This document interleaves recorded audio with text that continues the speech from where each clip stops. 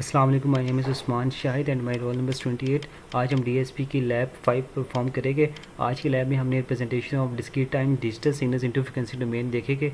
आज इस लैब में हमारे पास जो मेन ऑब्जेक्टिव्स हैं वो ये हैं कि representation of discrete time digital signal into frequency domain and resolution of spectrum, computation of magnitude. इसके साथ साथ हमने फेस एंड पावर स्पेक्ट्रम भी इनका देखेंगे और and last one spectrum leaking and avoiding spectrum leaking. ठीक है, ये हमारे पास आगे इसका टास्क 1 है। इस टास्क 1 को परफॉर्म करने से पहले हमने क्या किया है कि हमने माई डीएफटी के नाम से और माई इन्वर्स डीएफटी के नाम से एक फंक्शन ऊपर सेव किया है, जैसा कि आप देख सकते हैं। ये हमारे पास माई डीएफटी का फंक्शन है ऊपर एंड ये हमारे पास माई इन्वर्स डीएफटी का फंक्शन है। ठीक है, इस फंक्शन में हमारे पास ये कॉम्प्लेक्स एक्सपोनेंशियल टर्म है और ये हमारे पास सबसे पहले तो हमने क्या किया कि हमने x को डिक्लेयर किया ऑफ लेंथ n। ठीक है, और जो हमारे पास k होता है वो क्या होता है n-1। ठीक है, ये आगे हमने ये फंक्शन को सेव कर दिया है। अगर हमारे पास n4 होगा तो k हमारे पास 3 होगा और आगे हम बारी बारी करके हर k की वैल्यू पे इसको चेक करेंगे और एक्सपेंड करके हम आगे इसके डीएफटी निकालते हैं। ये हमने इसका फंक्शन है और ये इसी तरह माई इनवर्स डीएफटी का फंक्शन है। ये डीएफटी का फंक्शन है, सही है।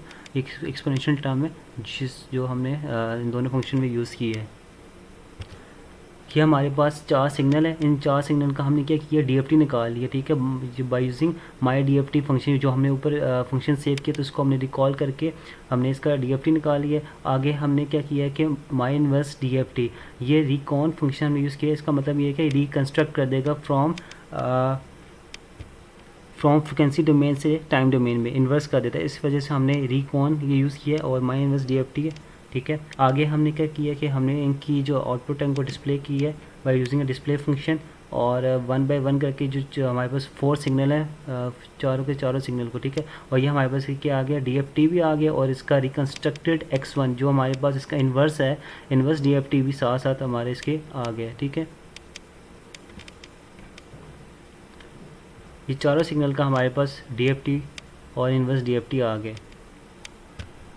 ये हमारे पास टास्क 2 है। इस टास्क में हमने क्या किया है कि हमने अगेन हमारे पास 11 सिग्नल्स हैं, इनको हमने x1 से x से शो किया हुआ है और इनका हमने क्या किया कि हमने डीएफटी निकाला है 1 बाय 1 करके बाय यूजिंग माई डीएफटी जो हमने अगेन जो हमने पहले टास्क में जो फंक्शन सेव किया था उसी फंक्शन को यूज़ करके हमने इस टास्क में भी हमने क्या किया, डीएफटी निकाल के और साथ साथ हमने क्या देखना है, इसका फ्रिक्वेंसी स्पेक्ट्रम भी देख रहे हैं। ठीक है, ये ठीक है, ये बाय यूजिंग हम सब प्लॉट ये यूज़ करके 3x4 का ग्रिड है और ये 1 सब प्लॉट आगे 2 3 4 5 6 7 एंड आगे सो ऑन। ठीक है, बाय स्टेम फंक्शन यूज़ किया कि हमारे पास ये डिस्क्रीट प्लॉट दे देगा और टाइटल मीन्स कि हर सिग्नल के ऊपर एक टाइटल आ जाएगा। ठीक है, अभी हम इसका देखते हैं, इसका प्लॉट देखते हैं।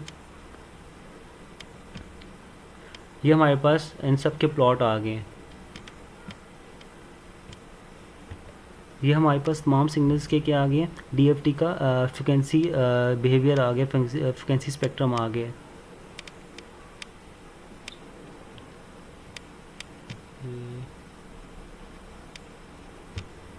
ये हमारे पास टास्क 3 है। इस टास्क में हम ये कंसीडर करते हैं कि हमारे पास कोई भी आर्बिट्री सीक्वेंस है, जैसे कि ये जो है कि हमारे पास 1 2 3 4 यहाँ पे x के नाम से एक आर्बिट्री सीक्वेंस है। हमने क्या किया कि हमने इसका कैलकुलेट किया है, डीएफटी इसकी कैलकुलेट की है। आगे हमने extraction of real part of frequency spectrum and imaginary part of frequency spectrum देख रहे हैं। ठीक है, इसी आर्बिट्री सीक्वेंस, कोई भी आर्बिट्री सीक्वेंस हो सकता है कि हम इसका real part of frequency spectrum और imaginary part of frequency spectrum देख सकते हैं। आगे हमने इसके साथ मैग्नीट्यूड स्पेक्ट्रम भी, आगे हम इसका मैग्नीट्यूड स्पेक्ट्रम और फेस स्पेक्ट्रम भी देख रहे हैं और साथ ही साथ हमने इसका इन्वर्स डीएफटी भी निकाली है। यानी कि हमने इस टास्क में क्या किया कि हमने real part of frequency spectrum, imaginary part of frequency spectrum और इसका मैग्नीट्यूड भी और साथ साथ इसका फेस भी देख रहे हैं और एट द एंड हमने क्या देख रहे हैं, इसका इन्वर्स भी हम निकालेंगे। ठीक है, बाय यूजिंग IFFT। ठीक है, ये हमारे पास इस आर्बिट्री सीक्वेंस की आउटपुट आ गई है। ठीक है, ये हमारे पास इसका रियल पार्ट भी आ गया है, real part of frequency spectrum आ गया, imaginary part of frequency spectrum और इसका मैग्नीट्यूड भी आ गया और फेस भी आ गया। ठीक है, एंगल और आगे हमने क्या किया, इसका इन्वर्स भी आ गया। ठीक है, हमें इस आर्बिट्री सीक्वेंस का कोई भी आर्बिट्री सीक्वेंस होगा तो हम इसकी ये 4 चीज़ें ये निकाल सकते हैं। आगे हमारे पास टास्क 4 है। इस टास्क में हमें क्या करना है कि हमने DFT एंड फाइंड आउट करनी है, और इसके साथ साथ हमने इसका मैग्नीट्यूड स्पेक्ट्रम, फेज स्पेक्ट्रम और पावर स्पेक्ट्रम प्लॉट करना है, और 4 सिग्नल्स इन टास्क 2 जो हमने सिग्नल टास्क 2 में यूज़ किए थे, वही सिग्नल यूज़ करके हमने इसके मैग्नीट्यूड स्पेक्ट्रम, फेज स्पेक्ट्रम और पावर स्पेक्ट्रम निकालना है। सबसे पहले हम फर्स्ट 3 सिग्नल को देखेंगे, इन सब बारी बारी करके सबका मैग्नीट्यूड स्पेक्ट्रम, फेज स्पेक्ट्रम और पावर स्पेक्ट्रम देखेंगे। ये हमारे पास फर्स्ट 3 सिग्नल्स हैं, ठीक है। ये सिग्नल 1 है ये, एंड इसकी हमने n1 इसकी लेंथ है, और x1 क्या DFT ऑफ x1, और मैग्नीट्यूड स्पेक्ट्रम और फेज स्पेक्ट्रम के लिए हमने क्या किया है, सब सिग्नल्स के लिए x1 मैग्नीट्यूड, ABS और फेज और पावर, ये हमने कमांड यूज़ करके हमने इन सब का तमाम सिग्नल्स का हमने फेज, मैग्नीट्यूड और पावर स्पेक्ट्रम देखेंगे, ठीक है। ये हमारे पास रन किया, तो ये हमारे पास इसका क्या आ गया फिगर 1 पे, ये हमारे पास सिग्नल 1 का मैग्नीट्यूड स्पेक्ट्रम, फेज स्पेक्ट्रम और पावर स्पेक्ट्रम आ गए। इसी तरह करके हमारे पास ये आगे फिगर 2 का magnitude, phase and power spectrum आ गए, एंड इसी तरह सिग्नल X3 का हमारे पास क्या आ गया, एक मैग्नीट्यूड स्पेक्ट्रम आ गए, ठीक है। फेज स्पेक्ट्रम और पावर स्पेक्ट्रम भी आ गए।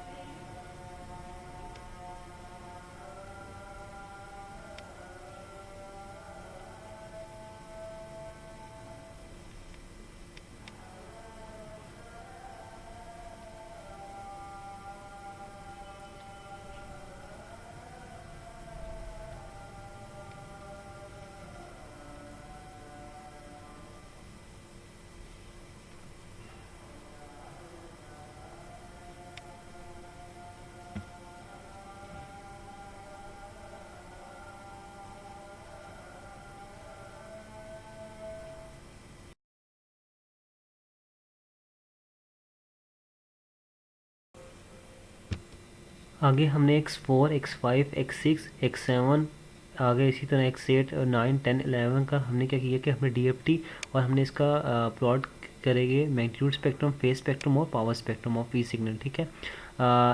तमाम सिग्नल्स के लिए हमने एक ही कोड यूज़ किया है। फर्स्टली हमने क्या किया कि हमने एक लूप जनरेट किया, फॉर लूप हम करेंगे, ठीक है। n हमारे पास लेंथ ऑफ दी x4 है, ठीक है, x5, x6 और आगे सोन x11 तक, ठीक है।